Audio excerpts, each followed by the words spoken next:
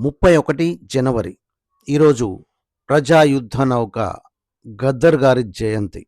ఈ సందర్భంగా వ్యాస రచయిత డాక్టర్ కోయి కోటేశ్వరరావు గారు గద్దర్‌ను చూసింది, గద్దర్‌ని విన్నది, గద్దర్ గూర్చి చదివింది, గద్దర్‌తో చేసిన ప్రయాణం, ఇలా అన్నిటినీ కలిపి తన అనుభవాల ప్రయాణాన్ని మనకు వ్యాస రూపంలో ఇచ్చారు.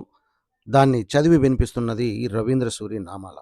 ఎంబీఏ చదువుతున్న రోజుల్లో యూనివర్సిటీ ఆఫ్ హైదరాబాద్ ఆడిటోరియంలో యూనివర్సిటీ ఆఫ్ సాంగ్‌ను దర్శించాను. పోటెత్తిన పాటల కడలిని చూశాను. హోరెత్తిన మహాగాన సునామీని దర్శించాను. పీడిత ప్రజల పిల్లన గ్రోవిని విన్నాను. మన కాలపు మహాకవిని తిలకించి పులకించిపోయాను. భూమి గుండెలదిరేలా సాగిన ప్రళయ తాండవం చూశాను. పాటల రంగ విఠల్ విశ్వరూపాన్ని సందర్శించాను. విప్లవ గీతోపదేశం ఆలకించాను. అన్నిటికీ మించి ఒక ప్రత్యామ్నాయ జ్ఞాన యుద్ధాన్ని చూశాను. ఆ జ్ఞాన యుద్ధం పేరు గద్దర్. అపూర్వమైన గద్దర్ కళా ప్రదర్శన నా హృదయంలోనే కాదు, విశ్వవిద్యాలయం కూడా పెను ప్రకంపనల్ని సృష్టించింది. నాలో ఎంతో భావోద్వేగాన్ని, భావోత్తేజాన్ని రగిలించింది. అప్పటి వరకు సంప్రదాయ సాహిత్య మోజులో, పద్య కవిత్వపు మత్తులో ఊగిపోతున్న నాకు తన పాటతో గద్దర్ సరికొత్త సాహిత్య ప్రపంచాన్ని చూపించాడు. ఆయన పాటల్లో 10,000 శేషుల పడగల మయమై బుసలు కొడుతున్న అసమ సమాజ రీతి, రాజకీయ దుర్నీతి బోధపడింది. మా అమ్మ గురించి, మా అయ్య గురించి, మా ఊరు గురించి బాగా తెలిసినట్లుగానే గద్దర్ పాటలు పాడుతున్నాడేమిటి అన్న సందేహం కలిగింది. ఈ సందేహం నాకే కాదు, గద్దర్ పాటలు వింటున్న ప్రతి ఒక్కరికి కలుగుతుంది.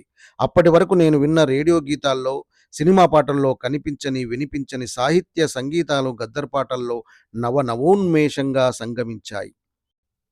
ఏం పిల్లడు ఎల్దమొస్తవా అని గద్దర్ పాడుతుంటే ఉద్విగ్నభరితమైన భావోన్మాదంతో ఆ విప్లవ ప్రేమ ప్రవాహంలో పడి ఆయన పాటతో లేచిపోదామనిపించింది. దళిత పులులమ్మ అని ఆగ్రహ భార్గవునిలా ఆయన గానం చేస్తుంటే నేనొక పులిలా రూపాంతరం చెంది సామాజిక ఆధిపత్యంపై పంజా విసరాలనిపించింది. శ్రీమన్నారాయణుడు అందించే ముక్తి కంటే దరిద్ర నారాయణుడి దాస్య విముక్తి అతి ముఖ్యమనే సోయి కలిగింది. అశోకవనంలో శింషుప వృక్షం కింద కూర్చున్న సీతమ్మ దుఃఖం కంటే సిరిమల్లె చెట్టు కింద చినబోయి కూర్చున్న లచ్చుమమ్మ శోకం గాఢమైనదని గద్దర్ పాట గుర్తు చేసింది. మా ఆచార్యులు కె రంగనాథాచార్యులు బోధించిన విప్లవ సాహిత్య తత్వం, ముదిగొండ వీరభద్రయ్య చెప్పిన కళాతత్వం, రవ్వ శ్రీహరి శోధించిన మాండలిక పదకోశం, వీటన్నిటికీ గద్దర్ పాట లక్ష్యప్రాయంగా కనిపించింది. నేను చదువని విస్తారమైన బతుకు సిలబస్ గద్దర్ పాటల్లో అవగతమైంది. పద్య ఛందస్సుకు ప్రాణం పోసిన అనాది గాయకులెవరో, అసలు సిసలైన ఆది కవులెవరో, ఎవరి బాధల్ని కవిత్వకరించాలో, ఏ భాషలో రాయాలో, వస్తు రూపాలను ఏ సామాజిక శ్రేణుల నుండి అందిపుచ్చుకోవాలో నాకు స్పష్టంగా అర్థమైంది. ప్రాబల్య వర్గాల మధ్యతరగతి బుద్ధిజీవుల చుట్టూ ఆదమర్చి ప్రదక్షిణలు చేస్తున్న కవిత్వాన్ని గద్దర్ ఒక సాంస్కృతిక రాయబారిలా సామాన్య మానవుడు ముంగిట్లోకి తీసుకువచ్చాడు. ఆయన పాటలు విన్నప్పుడు ఓ ఇంతేనా, ఇలాంటి పాటలు నేను కూడా రాయగలను అనే నమ్మకం కలుగుతుంది. ఈ విధమైన సృజనాత్మక ప్రేరణను, సాహిత్య భరోసాను కొత్త తరంలో కలిగించే వారే నిజమైన మహాకవులు. గత 3 దశాబ్దాలుగా గద్దర్ పాటలు వింటూ, ఎన్నో వేదికల మీద ఆయన కళా ప్రదర్శన చూస్తూ స్ఫూర్తి పొందాను. జీవితంలో సంక్లిష్ట పరిస్థితులు ఎదురైనప్పుడు ఈ ప్రజాకవి పాటల జెండా నీడలోనే సేద తీరాను. సామాజిక ఉద్యమాల తాత్విక ఆశయాలను గద్దర్ పాటల ద్వారానే అర్థం చేసుకున్నాను. ప్రజల భాష ఆనవాళ్లను, తెలంగాణ నుడికారాన్ని ఆయన పాటల నుండి నేర్చుకున్నాను. గద్దర్ పాటలు పాడుతుంటే ఆ పాటల్లో జాలువారే పల్లె పదాల కోసం ఆవురావురుమంటూ నిఘంటువులు కూడా దోసిలి పట్టడం మనోనేత్రంతో పరిశీలించాను. కొన్ని సభల్లో ప్రజాయుద్ధ నౌక పక్కనే కూర్చుని మాట్లాడడం జీవితంలో మర్చిపోలేని మధురానుభూతి. ఉరిశిక్ష రద్దు వ్యతిరేక ఉద్యమంలో ఆయనతో పాటు ప్లకార్డ్స్ పట్టుకుని నిరసన జెండాలాగా రెపరెపలాడిన ముచ్చట ఎప్పటికీ మర్చిపోలేను. 2011లో తెలుగు విశ్వవిద్యాలయంలో జరిగిన బహుజన కెరటాలు దశాబ్ది సంచిక ఆవిష్కరణ సభలో ఆయన నా పట్ల అపారమైన వాత్సల్యాన్ని చూపించి మనసారా అభినందించారు. అరే కోయి, ఆ మధ్య టీవీ 1లోని ఇంటర్వ్యూ చూశాను.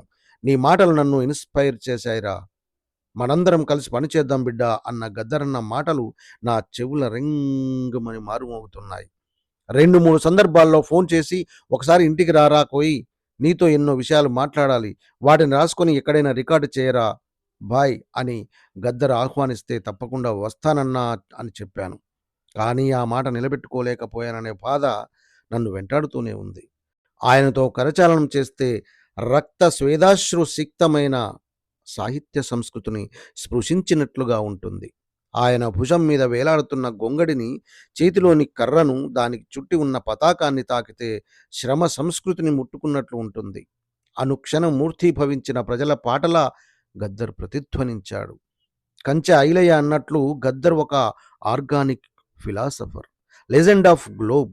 నన్ను అనుక్షణం కదిలించేది అమరవీరుల అమరత్వం, నన్ను తప్పుల నుండి తప్పించేది కూలీనాలి పేద ప్రజలు, నా సమస్త సాహిత్యం వాళ్ళదే అన్న గద్దర్ మాటల్లో ఆయన సాహిత్య వ్యక్తిత్వం తేటతెల్లమవుతుంది. నాగరిక జానపద కవిత్వాల సరిహద్దులు చెరిపేయడానికి కృషి చేసిన కవిగా తెలుగు సాహిత్య చరిత్రలో గద్దర్కు విశేష స్థానం ఉంటుంది అని చేరా చేసిన విశ్లేషణ అక్షరాల నిజం. గద్దర్ పాటల ప్రస్థానం ఎన్ని మలుపులు, రాజ్యాంగ నైతికత దిశగా అంతిమంగా సాగింది. ప్రారంభ దశలో సాయుధ పోరాట స్ఫూర్తితో పోరు తప్ప దారి లేదని తెగేసి చెప్పిన గద్దర్ అంతిమ దశలో ఆత్మగౌరవ పోరాటాల ఎరుకతో భారత రాజ్యాంగబద్ధమైన ప్రజాస్వామ్య రాష్ట్రాలోకి నడిచి వచ్చాడు. 7 తరాల త్యాగాల జ్ఞాన యుద్ధాల గ్రంథం, మానవజాతి విముక్తి గీతం అంటూ రాజ్యాంగ విలువల ఆచరణ ఆవశ్యకతను పాటల్లో విశదపరిచాడు. ఈ రకమైన సగుణ పరివర్తనతోనే బాబాసాహెబ్ బాటరా భావితరాల బాటరా అని గద్దర్ నిర్ధారించాడు. దండకారణ్యాన్ని మండించిన ప్రజా యుద్ధ నౌక గద్దర్ చివరికి దమ్మపదంలో సేదతీరాడు. సుదీర్ఘమైన గద్దర్ ప్రస్థానంలో అనేక రాజకీయ మలుపులు ఉన్నప్పటికీ సాంస్కృతిక కాలుష్యంలో రోగగ్రస్తమైన వర్ధమాన సమాజ ఆరోగ్యానికి తాత్విక ఔషధాన్ని అందించిన గద్దర్ సాహిత్యం అనవరతం, ఆదర్శనీయం. మృత్యువా నీవు వచ్చి నా నోటిని మూయగలవు, కానీ శతాబ్దాల పాటు ప్రజల హృదయాల మార్మోగుచుందును అని ఫిరాక్ గోరఖ్పురి అన్నట్లుగా గద్దర్ కాలం గొంతులో ప్రతినిత్యం ప్రతిధ్వనిస్తుంటాడు. ప్రజల నాలుకల మీద అనునిత్యం జీవిస్తుంటాడు. వ్యాసకర్త డాక్టర్ కోయి కోటేశ్వరరావు. సాహితీవేత్తలందరికీ సాదర ఆహ్వానం. మంచి కవిత్వాన్ని రికార్డ్ చేసి భద్రపరచడం కోసమే నెలకొల్పిన ఈ ఛానల్ మీకోసం. వెంటనే సబ్స్క్రైబ్ చేసుకోండి. ఆర్ఎస్ అక్షర క్షేత్రం